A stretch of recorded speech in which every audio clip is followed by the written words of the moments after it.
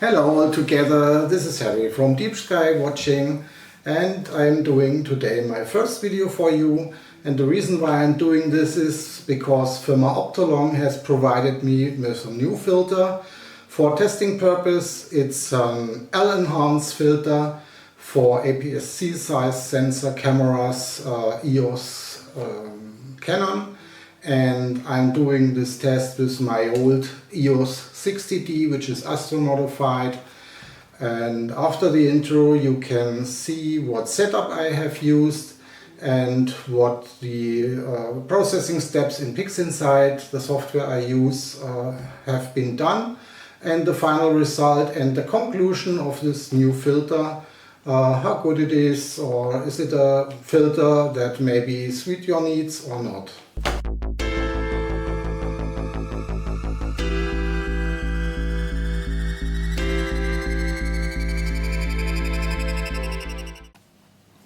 First of all, we have to install this new filter. So I open my Canon and open the filter box.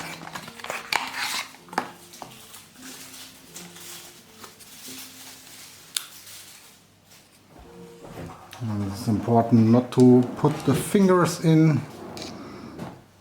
So carefully put it in.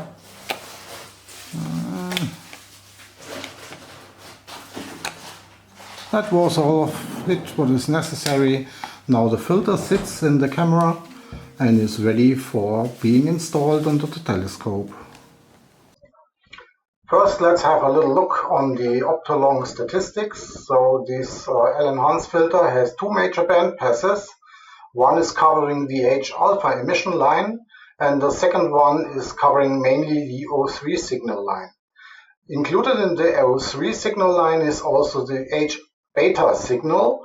So this is a relatively broad bandpass, but you get additionally for free the H-beta. So it's a 3-bandpass filter finally. So this will be the test setup for tonight. The sky looks good. It's becoming clear skies tonight. So I have chosen a very common Newtonian telescope, a 6-inch Skywatcher. So the Newtonian has some optimizations. It has a milled spider vane holder for the secondary mirror. So this makes fine spikes on the stars. It has velour inside, and on the back end we have a plate who's blocking the light. So we have optimal conditions on the Skywatcher for making a perfect image, I hope. Tonight I have support from my golden retriever Nelly. She will watch that everything goes well. So we have the best conditions today to get a successful night. So finally I have the results from last night with the test for the L-eNhance and the Canon EOS 60. So first of all, I made a subframe analysis of what I got. I imaged 6 hours right about. And the subs have been 180 seconds. The ISO was 800 and I have made some bias frames, but no flats and no darks. And first of all, we have a look at the FVHM values. The resolution of the camera and the telescope system was 1.18 arc seconds per pixel, so quite good.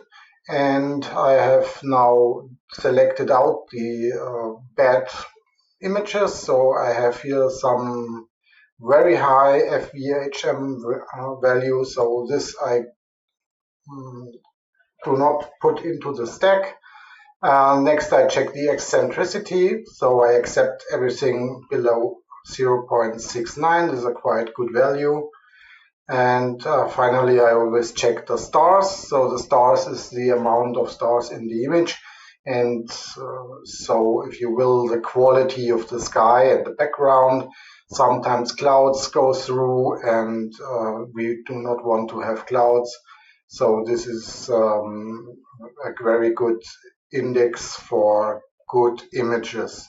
So finally, these are 124 images out of 137, so quite low. what I filtered out, just 10%. And these images are going now into the stacking.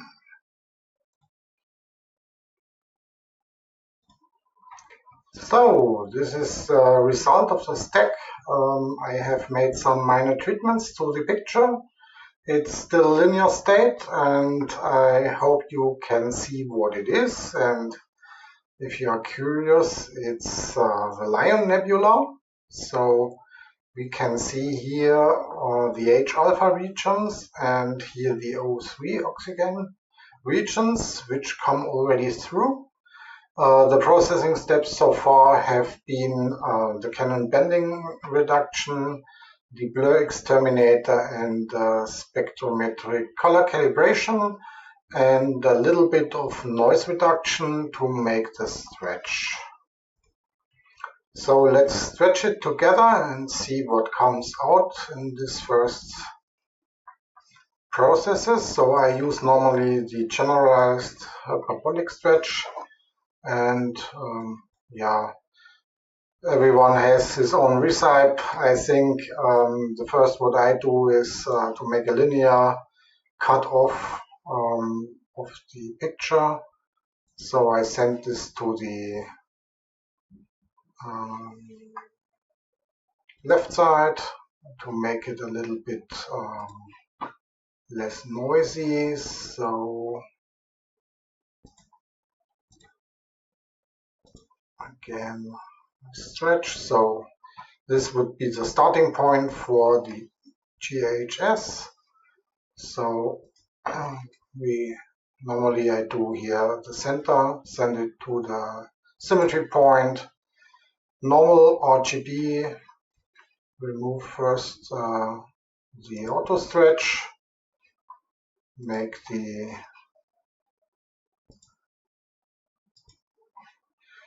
preview, and then give it here until it is starting to pop up. So until the first quarter of the spectrum, or let's say the range, and then all the way up, and not too far, so it is not splitting, but getting a little bit broader here at the base, and we can protect a little bit the highlights, give it more the local intensity. It's too much, so maybe like this. So this would be the first step. Then we can do another step, maybe a little bit to the right, send it to the symmetry point, and then I give just a little bit. You see this pops up now here, the midtones, and the local intensity makes it more visible and look like it is popping up here, the oxygen signal. That's really great. I have not expected that. Okay, the noise is popping up as well, so we have to keep an eye on this later on. So for the first two stretches, I think this is okay. And what we can do now is a little bit the saturation. And this I will do like this. Not too much, a little bit. So like this maybe. Okay, this is now the final stretch. So let's have a look at the final image. I've done some curves adjustments and this masking of the background and a little bit of contrast treatment from the histogram, and not that much, and I wanted to keep the original image as most as possible. What's coming out from the L-eNhance, I did not pull too much the colors in opposite direction or something like this. So this is the result you can expect from the L-eNhance. Please keep in mind it's a Canon 60D, it's a 10 years old camera, and its quantum efficiency is roughly at 40, maximum 50%. So the L-eNhance is doing a good job on this camera. on the low-end budget for astrophotography. When I compare it with a modern CMOS astrocam, then it's clear the performance of the camera is more than the Canon. But with this clip filter, I think the results are promising. You get O3 signal, you get very much H-alpha signal. The stars look a little bit odd, it's normal. So if you want to have better stars, you have to add RGB stars, or it's possible to,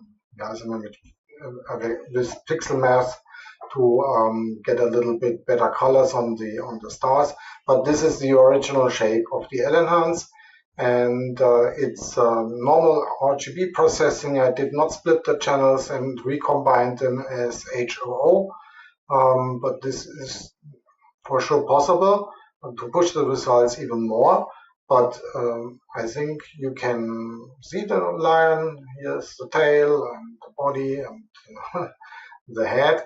So 6 hours of imaging with this filter brings nice results. And yeah, let's do a little summary. So this is the summary of the test of the Optolong. First, the pros of this clip filter. Here it is installed in the Canon. It's a quite good filter because it is directly in front of the sensor. I did not recognize no halos on the stars, despite I was not a too bright star like the end was Alnitak. But on the normal bright stars we have no halos. The signal enhancement of H-alpha and O3 is clearly visible. Yeah, the disadvantages, you can use this clip filter only in the Canon. You have not the possibility to use it later if you decide to buy a dedicated astro camera, to put a 2-inch filter thread on it. But you can directly use it for a triplet. Maybe there would be a problem with the 2-inch filter thread if you're using DSLR. So this could be a good opportunity with a low-end astrocam like a Canon DSLR. Yeah, what I had wanted to mention is that the night was very hot when I tested it, so the noise from the Canon was clearly visible, but it is nothing what has to do with the filter. So my recommendation is you have to think about whether it's useful for you to use an easy to install clip on your DSLR, or to invest maybe in a 2-inch filter thread for maybe later use with a dedicated astro camera. But the filter does what it is supposed to be doing, and yeah, it's an opportunity and it's a good possibility.